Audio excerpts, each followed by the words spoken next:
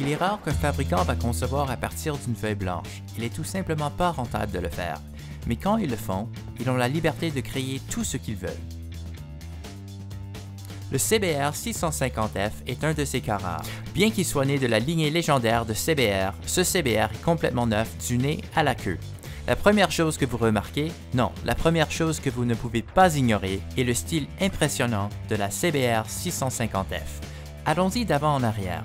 Des phares angulaires et un carénage flottant, un échappement compact, un garde-boue de pneus arrière et un feu arrière LED assis au sommet d'un énorme pneu arrière de 180 mm. Vous avez parlé, ils ont écouté. Ceci est le genre de style que les moteurs poursuivaient pendant les années. Et il est stock. Le moteur, le nouveau en ligne de Honda 4 et il a été créé spécifiquement pour le CBR 650F.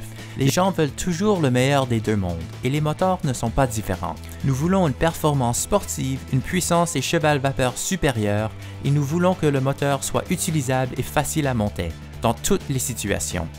Dans le passé, vous aviez été forcé à choisir. Vous avez choisi votre trajet sur la base de laquelle de ces choses que vous étiez prêt à sacrifier.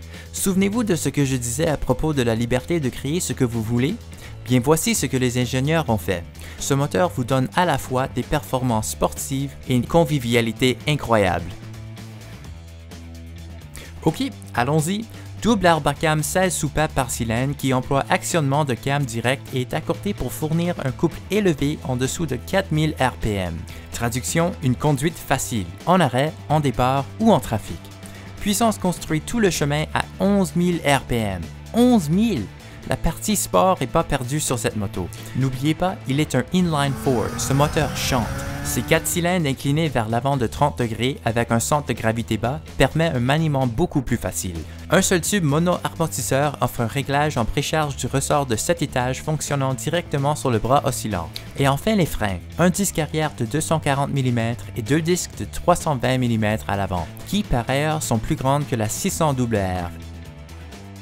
Et ABS standard qui signifie beaucoup de puissance de freinage. Voilà pour notre regard à la CBR 650F. Merci pour avoir écouté.